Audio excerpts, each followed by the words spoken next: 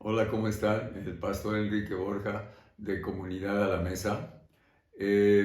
Continuando con el tema de la obra del Espíritu Santo, hay una profecía muy emocionante que continúa. O sea, yo quiero que podamos entender que los profetas cuando hablaban tenían una pasión por ver que el pueblo se volviera a Dios. Su deseo y su dolor era mirar la condición. Hoy en día la misma unción profética sobre a ciertas personas en la congregación es lo mismo, es que miremos nuestra condición y nos volvamos a Dios, porque hay tanto que el Señor todavía quiere hacer.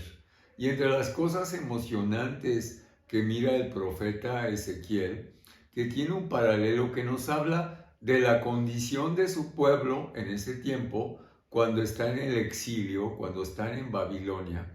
Pero también hay que recordar que la Biblia nos presenta ciertos paralelos, se van repitiendo las historias y la condición del pueblo, lamentablemente vamos hacia arriba, vamos hacia abajo, y aquí en la profecía de Ezequiel capítulo 37 nos presenta algo que el Señor lleva al profeta a ver, donde el profeta ve un valle seco con huesos secos, y hay que considerar que seco siempre habla de la ausencia del agua del Espíritu, la ausencia de revelación, la ausencia de la palabra dentro de su pueblo, porque cuando hay una gran hambre entre el pueblo por la palabra, por su presencia, se nota como si lluvias de la visitación de Dios empiezan a caer. Entonces aquí el Señor lleva por el Espíritu, así como que en una visión, como que les abre el panorama y les permite ver, y dice, y me llevó el Espíritu de Jehová y me puso en medio de un valle lleno de huesos y me hizo pasar cerca de ellos en todo en derredor. Y aquí quedan muchísimos sobre la faz del campo. Esta es la condición cuando el pueblo de Dios está seco. Podemos también paralelamente hablar cuando la iglesia en el tiempo del obscurantismo, a partir del año 500 hasta el 1500, con ese despertar de los reformadores, la iglesia estaba en esta condición, seca, un valle seco, que estaban secos en gran manera.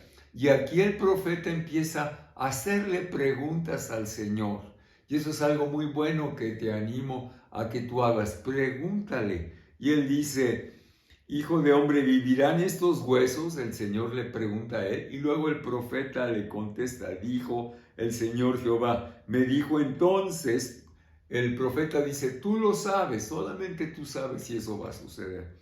Y entonces él dice, profetiza sobre los huesos. Cuando hablamos de profetizar es, toma la vida que te estoy dando, el espíritu de vida, y habla. O sea, exhala la palabra para que produzca vida. Entonces, hay un poder, porque el poder de la lengua, en la lengua está el poder de la vida y de la muerte. En este caso está hablándole vida a los huesos, profetiza sobre los huesos.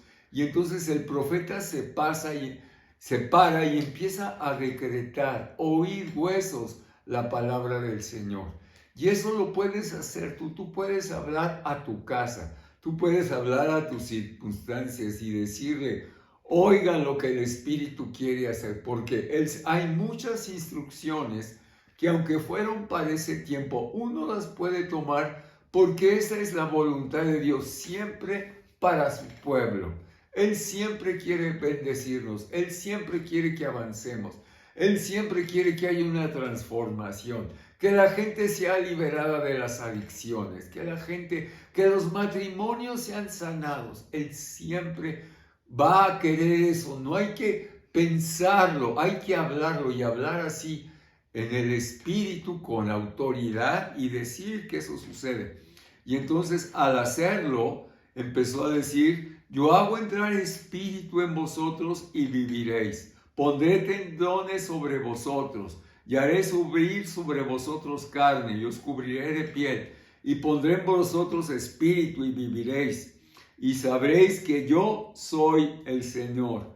Profeticé pues como me fue mandado y hubo un ruido. Entonces, las palabras expresadas con la orden del cielo, encontrando un canal humano en ese valle, empezó a actuar. Se empezaron a juntar los huesos, empezaron a nacer tendones y piel. Y de pronto se levantó un gran ejército. Y no solamente eso, llamó del Espíritu de Dios, el Ruach de Dios, de los 4 vientos, de los 4 puntos cardenales, a soplar sobre esos huesos y tuvieron vida y se volvió un gran ejército. El deseo de Dios todavía hoy es soplar sobre ti, sobre mí de su Espíritu, soplar vida que transforma, vida que trae una iluminación nueva al plan de Dios, una vida diferente, abundante. Ese es el deseo de Dios. Y si lo pudo hacer con huesos muy secos, lo puede hacer también hoy contigo, hoy con tu familia, hoy con tu congregación. Es la hora que dejemos al Espíritu de Dios hablarnos, nosotros actuar y hablar en fe.